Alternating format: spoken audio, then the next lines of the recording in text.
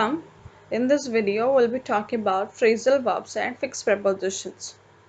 So ये video में मैं बस आज अल्फ़ाबेट ए रिलेटेड ही बात करूँगी।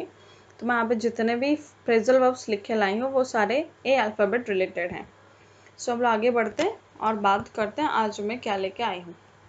सो फर्स्ट ऑफ ऑल यहाँ पर मैं तीन उसको सेक्शन में डिवाइड किया। फर्स्ट जो है वो क्या है, प्रेपोजिशन, देन उसका मीनिंग, कैसे वो मतलब एक्शन होता है, देन नेक्स्ट क्या है उसको रिलेट करके एक सेंटेंस लिखिए। तो पहला चीज़ आपको ये समझना है कि अगर यहाँ पे कोई भी वर्ब लिखा है, वर्ब मतलब क्या होता है, लिटरली एक्शन।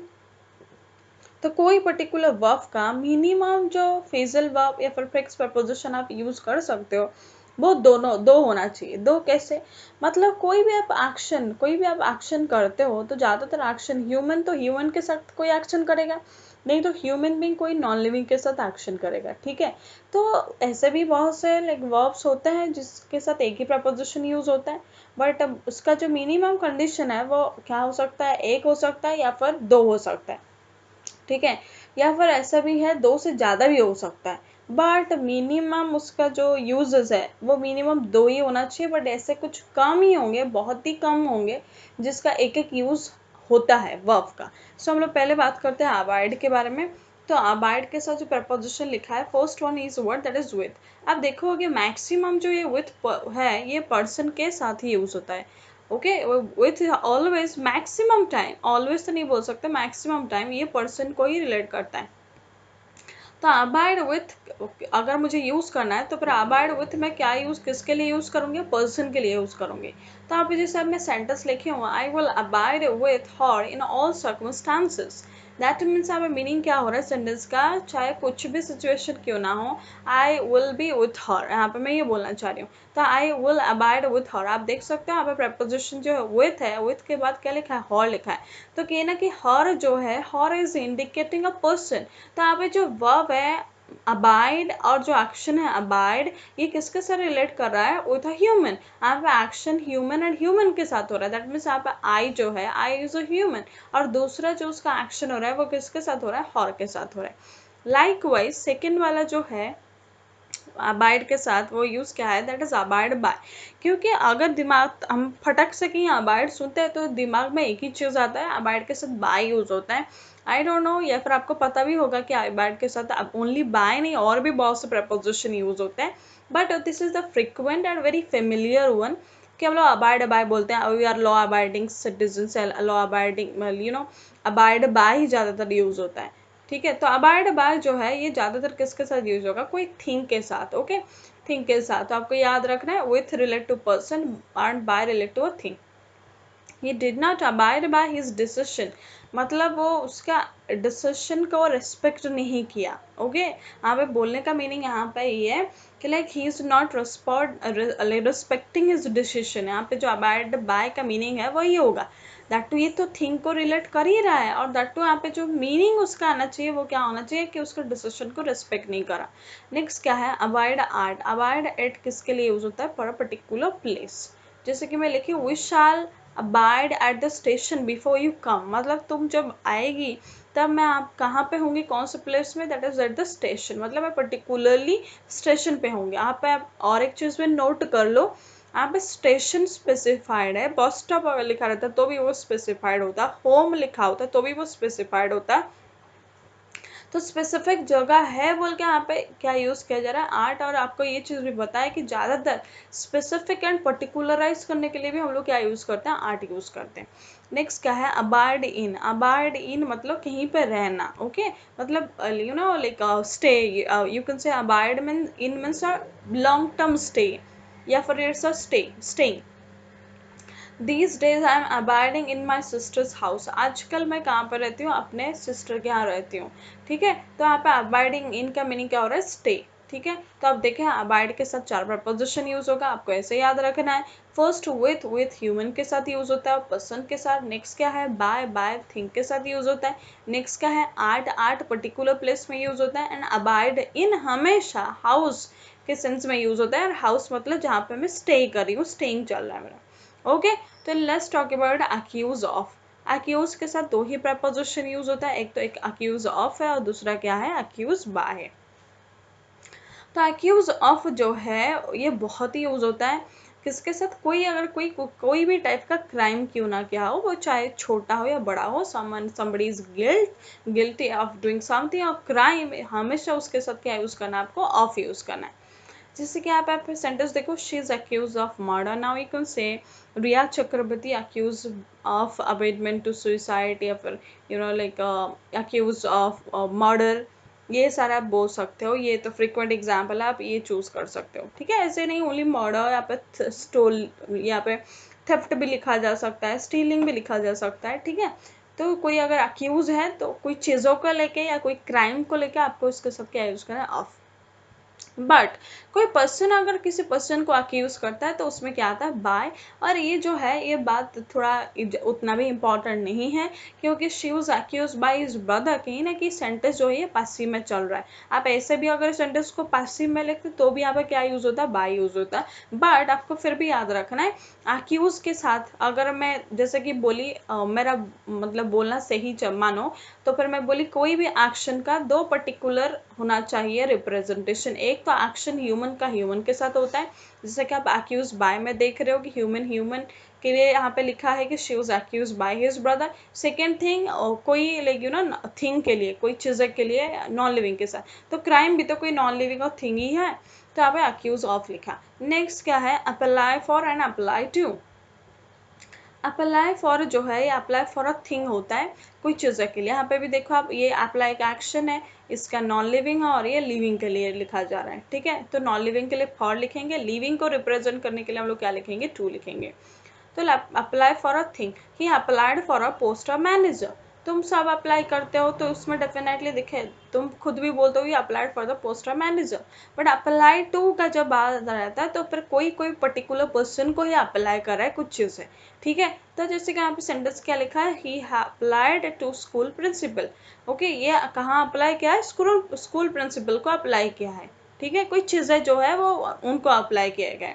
बट यहाँ पे अप्लाई फॉर में क्या हो रहा है, आप कोई पोस्ट के लिए अप्लाई कर रहे हो, ठीक है। तो आगे बढ़ते हम लोग। Next second, appeal. अपील के साथ क्या यूज होता है, टू यूज होता है। अपील अगेंस्ट भी यूज होता है।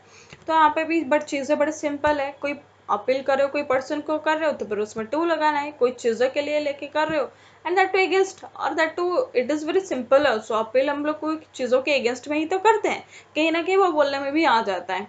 सो दे अपील टू द जज। तो आप देखें यहाँ पे अपील के बाद क्या लिखा है, टू लिखा है, और आगे क्या लिखा है, जज, जज इज अ पर्सन, ठीक है। दैट्स द रीजन यहाँ पे क्या लिखा है, टू लिखा। They appeal against the decision of principal, ठीक है। They appeal against the decision of principal. यहाँ पे प्रिंसिपल का जो डिसीजन था उसके अगेंस्ट में लाइक अपील किया गया है। दैट टू यहाँ पे principal is a person, but यहाँ पे पर्सन के अगेंस्ट में नहीं किया गया, यहाँ पे किसके अगेंस्ट में किया गया, उसका डिसीजन, प्रिंसिपल के डिसीजन के अगेंस्ट में किया गया है।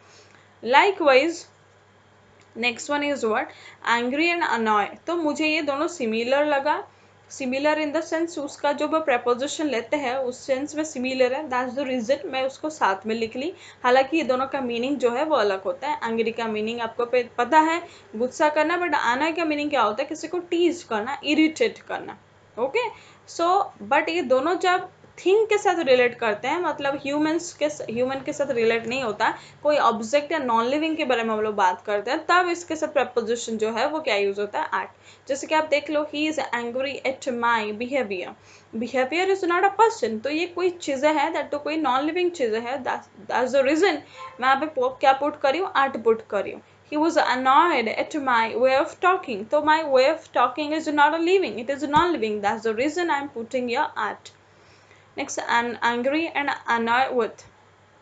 मतलब एंग्री विथ भी होगा या फिर क्या हो सकता है, एना विथ भी हो सकता है। एंड दैट टू मैं प्रीवियस स्लाइड में भी आपको बताई, विथ का जो ज़्यादातर यूज़ है वो पर्सन के लिए यूज़ किया जाता है, ठीक है। तो I can say I am angry with him, आप देख सकते हो विथ के बाद क्या लिखा है, हिम लिखा है। He is annoyed with me, तो आगे जाके आप ये देख सकते हो कि मी लिखा है, me is a person, that's the reason यहाँ पे क्या लिखा है, विथ लिखा। तो be careful when you people are attending error detection, क्योंकि ज़्यादातर एरर वाला क्वेश्चन ऐसे घुमा के देते हैं कि वो यहाँ पे लिखे होंगे लाइक नॉन लिविंग लिखा होगा बट प्रेपोजिशन विथ यूज होगा, या फिर यहाँ पे लिविंग लिखा होगा लेकिन प्रेपोजिशन एट यूज हुआ होगा, या फिर अगर तुम में से कोई एसएससी का भी प्रिपरेशन करते हो तो फिर ये फ्रेजल वर्ब्स का इंपॉर्टेंस है। ठीक है, नेक्स्ट हम लोग बात करते हैं और एक एक्स्ट्रा यूज जो है वो क्या है, एंग्री फॉर यूज होता है। और एंग्री फॉर कहाँ यूज होता है, जहाँ पे हम लोग रेफर टू एनी एक्शन, कोई एक्शन के बारे में हम रेफर करें एंड दैट तो पर्टिकुलरली कोई पर्सन का एक्शन के बारे में रेफर किया जाए, तब उसमें क्या यूज करना है, मुझे फॉर यूज करना है। He is angry for my disturbing him. Okay, he is angry for my disturbing him, मतलब वो इसलिए एंग्री है क्योंकि मतलब वो मैं उसको डिजॉर्ब की, दैट्स द रीजन। तो you can check the construction he also, he is angry, यहाँ पे sorry I have no option, he is नहीं होना चाहिए था, यहाँ पे ही इज होना चाहिए था। सो यहाँ पे एक मिस्टेक है, यहाँ पे ही इज नहीं होना चाहिए था, ही होना चाहिए था। ही is angry for my dissolving, I hope you understand this construction। here dissolving is gerund, ये gerund है और हमें पता है gerund के पहले हमेशा possessive adjective ही लिखे रहते हैं, चाहे वो my हो, his हो या her हो, तो हमें my आना चाहिए था and the sentence is absolutely correct। okay, so all right, move ahead। next में क्या है, we'll be talking about attend to and attend upon, attend to and attend upon। तो attend to कहाँ यूज होता है, attend to a thing। I didn't attend to what she said, मतलब वो जो बोली मैं उसको केयरफुली नहीं सुनी। ठीक है, आपको यहाँ पे ध्यान देना है, यहाँ पे जो attend का मीनिंग है, attend का मीनिंग एक्चुअली किसके साथ रिलेटेड है, लिसन के साथ। क्योंकि अगर आप क्लास करते हो ना, that time also you are saying I am attending the class, तो attending the class means word you people are listening very carefully, मतलब जो भी आप सुन रहे हो यहाँ पे वो सारे बहुत ही केयरफुली सुन रहे हो। ठीक है, अटेंड उस सेंस में ही बोला जा रहा है, वो जो बोली यहाँ पे मैं उसको अच्छे से अटेंड नहीं की। Next one is word that is attend upon. Attend upon क्या है, कोई पर्सन को सर्व के लिए दैट मीन्स हम लोग बोलते हैं ना अटेंडेंट, तो कहीं ना कहीं वो यही वर्ड से तो डेफिनेटली आया है। या अटेंड अपन का मीनिंग कहीं ना कहीं उस सेंस में बोला जा रहा है। He has no one to attend upon him, मतलब उसका कोई नहीं है जो उसका देखभाल करे। You can say also look after, look after जैसे पार्शियली सेंस रहेगा, एब्सोल्युटली तो नहीं हो सकता। ठीक है, तो उसका लाइक अटेंड करने के लिए उसको कोई है नहीं, उसका देखभाल करने के लिए कोई है नहीं, उस सेंस में यहाँ पे बात किया जा रहा है। ठीक है, next one is word that is argue against और आर्ग्यू अबाउट। तो क्या आप अगेंस्ट और अबाउट दोनों का सिमिलर सेंस है, आप कोई भी चूज कर सकते हैं। और कहीं ना कहीं और थिंग, मतलब कोई थिंग के लिए लिखा रहता है। People argue against see and एनासिबल, यू नो दिस थिंग, ये तो बहुत ही कॉमन था, और दैट ये एग्जाम्पल तुम्हें याद भी रहना चाहिए। okay, and specifically the tukde gang, these people always like argue against CA and enactable, then argue with, definitely this one is a very common one also। अगर हम लोग कोई पर्सन को रिलेट करेंगे तो ऑफकोर्स यहाँ पे क्या लिखा जाएगा, विथ ही लिखा जाएगा, do not argue with my friend. Next account for. ठीक है, तो अकाउंट फॉर का जो मीनिंग है, ये अकाउंट फॉर एक्चुअली कहाँ यूज होता है, ऑफकोर्स तो ये थिंग, मतलब थिंग को ही रिलेट करेगा, बट इसका मीनिंग जो है मैं यहाँ पे नीचे लिख दी हूँ। अकाउंट फॉर जब लिखा रहता है सेंटेंस में, उसका मीनिंग ये होता है बी द रीजन और explanation for, be the reason और एक्सप्लेनेशन फॉर। जैसे कि मैं यहाँ पे एग्जाम्पल क्या लिखी, who will account for your absence, तुम जो नहीं हो, तुम्हारा ये एब्सेंस, मतलब who will account, मतलब who will be responsible for your absence। यहाँ पे ये सेंटेंस में मीनिंग ये होना चाहिए, who will be responsible। यहाँ पे जो account for का मीनिंग है वो क्या हो जाएगा, responsible, या फिर who will be the reason for your absence। तो who तो नहीं है, अगर मैं be the reason बोलूँ तो मुझे what बोलना चाहिए, वो ज़्यादा सूट करेगा सेंटेंस में। ठीक है, मतलब तुम जो यहाँ पे हो नहीं, तो उसका जो क्लैरिफिकेशन कौन बताएगा। ठीक है, तो ऑलवेज रिमेंबर अकाउंट फॉर, ये बहुत ही इंटरेस्टिंग है, दैट ये बहुत इंपॉर्टेंट भी है, अकाउंट के साथ फॉर यूज होना। और ध्यान दीजिएगा, बी द रीजन, यहाँ पे मीनिंग क्या होता है, बी द रीजन और एक्सप्लेनेशन फॉर। आपको कोई एक्सप्लेनेशन देना है या रीजन बनना है, that time you have to use account for. So move at. Next one is word that is aspire to। ठीक है, aspire to a situation। okay, aspire to a situation। he aspires to the post of bank manager, मतलब वो यहाँ पे aspire करिए कि उसको bank manager का पोस्ट मिल जाए। ठीक है, तो यहाँ पे जो उसका पोस्ट मिल रहा है, that is a kind of situation, मतलब aspire in the sense what somebody wears something like which is possible या not possible, but somebody was wishing something. ठीक है, कोई कुछ wish कर रहा है, that's the reason मुझे, मैं wish के चलते यहाँ पे क्या लिखी हूँ, situation लिखी हूँ. ठीक है, यहाँ पे सिचुएशन इसीलिए लिखा है कि वो एस्पायर करिए, वो ये बनना चाहती है, पोस्ट ऑफ बैंक मैनेजर, मतलब ये बैंक मैनेजर बनना चाहती है, ये चीज़ को वो एस्पायर करिए. एंड कहीं ना कहीं एस्पायर के साथ मैं आफ्टर का भी यूज़ देखी हूँ, बट एस्पायर आफ्टर आप ध्यान देना. मैं इसको मुझे याद आ रहा है तो फिर मैं यहाँ पे बोल देती हूँ आपको, हालांकि मैं यहाँ पे लिखी नहीं हूँ. मैं कहीं ना कहीं एस्पायर आफ्टर भी देखी हूँ, और ज़्यादातर वो जो एस्पायर आफ्टर है, तो वो लाइक ये ज़्यादातर फेम, प्रेस्टीज, रेपुटेशन, उन सेंस में लिखा रहता है कहीं ना कहीं एस्पायर आफ्टर. फिर भी आप थोड़ा एक बार क्वेरी करना है उसको लेके. एग्री विथ, एग्री के साथ भी देखो आप, एग्री विथ, तो विथ देख के तो आपको पता चल ही रहा है आगे किसका बात किया जाना चाहिए, पर्सन का. He does not agree with me, मतलब वो एग्री नहीं करती, तो कहीं ना कहीं यहाँ पर ही और मी जो है ह्यूमंस है, पर्सन्स है, दैट्स द रीजन यहाँ पे क्या लिखा है, विथ लिखा है. Next, agree to a proposal. He agreed to all proposal they made. Okay, he agreed to all proposal they made. यहाँ पे टू, अगर आगे के से टू लिखा जाएगा तो यहाँ पे आगे जाके आपको किसके बारे में बात करना है, प्रपोजल के बारे में बात करना है. Next one is word that is agree in. Agree in जो है ये ग्रामेटिकल एग्रीमेंट में भी यूज होता है, एज वेल एज ओपिनियन में यूज होता है. ठीक है, एग्री इन ग्रामेटिकल ओपिनियन में यूज होता है, एज वेल एज ये कहाँ यूज होता है, ओपिनियन में. तो मैं यहाँ पे ओपिनियन के चलते एग्जाम्पल लिखी, we agree with you. Agree with you मतलब विथ यू के चलते यहाँ पे विथ लिखा. इन ओपिनियन, आप देखिए यहाँ पे ये जो इन है, ये इन किसको रिलेट करा, एग्री को. We agree in opinion that you express. Okay, अगर आप भूल जाए विथ यू को तो यहाँ पे क्या हो जाएगा, we agree in opinion that you have express. या फिर अदरवाइज मैं अगर उसको और थोड़ा मॉडिफाई करके बोलूँ, we agree with you in opinion that you express. तो यहाँ पे दोनों प्रपोजिशन का यूज हो रहा है, विथ का भी यूज हो रहा है ह्यूमन के चलते, और इन का भी यूज हो रहा है ओपिनियन के चलते. Next, subject and verb must always agree in English. तो मैं यहाँ पे बोल दिया आपको, ग्रामेटिकल एग्रीमेंट में एग्री इन ही लिखा रहता है. नेक्स्ट, एग्री ऑन जो है, एग्री ऑन ऑलवेज कहाँ यूज होता है, ऑन अ सब्जेक्ट, सब्जेक्ट, या फिर मान लीजिए यहाँ पे कोई पार्टनरशिप का बात किया जा रहा है, उसमें कुछ टर्म्स एंड कंडीशंस है, तो भी उसमें आपको एग्री ऑन लिखना है. कोई भी बिजनेस पार्टनरशिप हो, या मतलब कोई शेयर का ये हो, तो भी आपको उसमें एग्री ऑन लिखना है. ठीक है, सो सब्जेक्ट यहाँ पे ध्यान दीजिएगा आप, subject. No two of my colleagues would agree on whom to elect the principal. मतलब ये दोनों जो है ये सब्जेक्ट पे या मैटर पे एग्री हुए ही नहीं.